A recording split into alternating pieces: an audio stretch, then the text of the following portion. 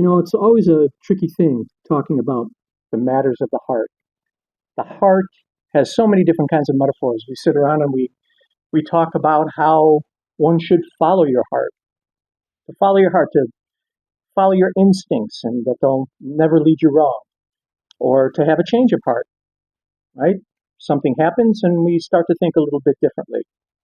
Maybe to wear your heart on your sleeve. In other words, let the insides show to other people. Don't be so cold and rigid on the outside.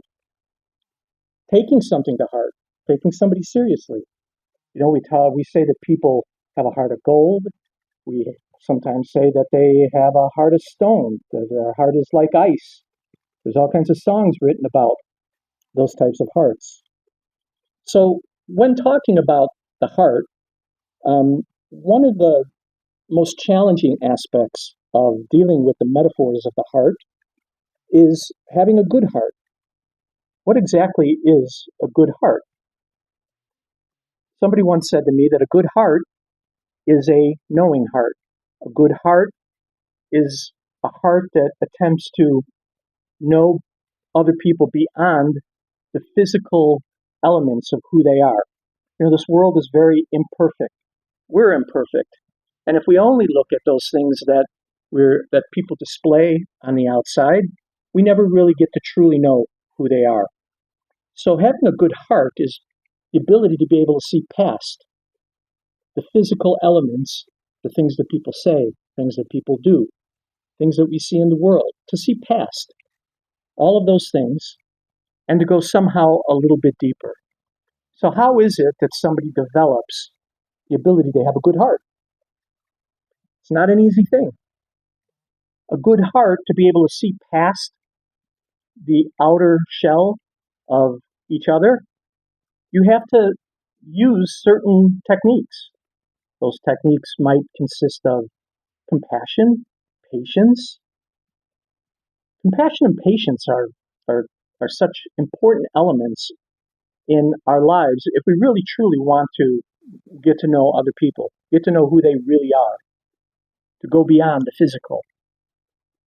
You know, why it's so challenging and how it's so challenging is a bit of a mystery. It takes work and it takes effort. I used to live in Arizona, and there was a place where you could visit. It was an old saloon where they used to film old movies. It was really kind of cool. And you go in there and you have to walk through saloon doors. I don't know if you've ever seen saloon doors, but saloon doors, they move in two directions and they are hinged on the side.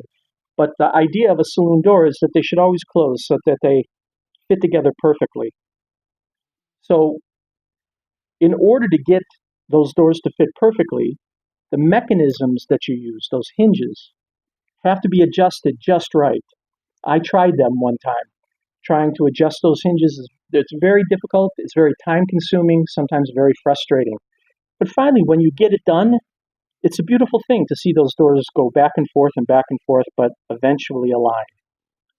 When we use that element of who we are, compassion and kindness, sometimes we're back and forth and back and forth and back and forth. And it really takes a lot of effort and time for us to take compassion and kindness and patience and to get them to align, to adjust them so that they're just right. So that when we do that, we somehow can look beyond, we can look past, we can see the good in other people, who they really are. What we are is not necessarily just what you see on the outside. Everybody knows that. But so many people are so busy trying to just judge by what they see instead of who they are, what they can know about the other person. A good heart sees that potential in all people, to see the good in all people. It's such an important element in life. If we somehow lose sight of the good in others, we lose sight of who we really are. We lose sight of what it means for us to be good. For us to be good is to take the time to be able to know the heart of another person.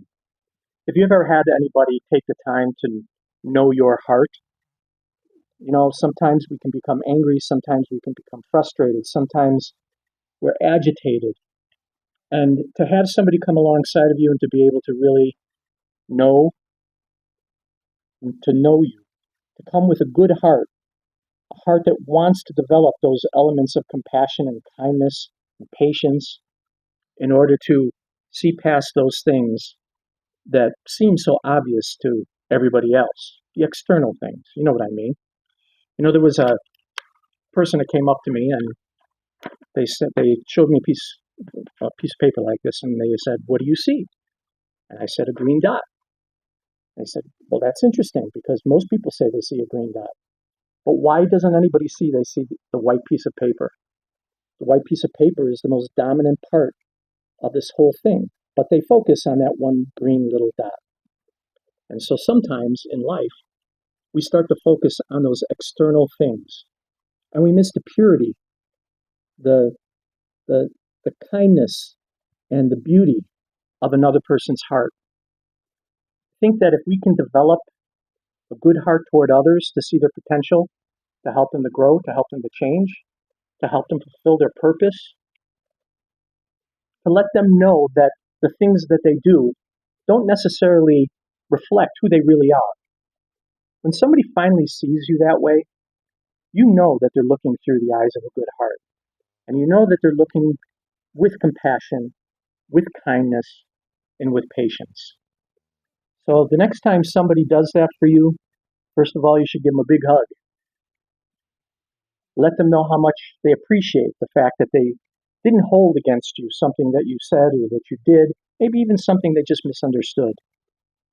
And then most of all, we have to work those elements within our life to get those mechanisms correct, the mechanisms of compassion and kindness and patience, so that those doors line up perfectly. And when they do, it really is a beautiful thing.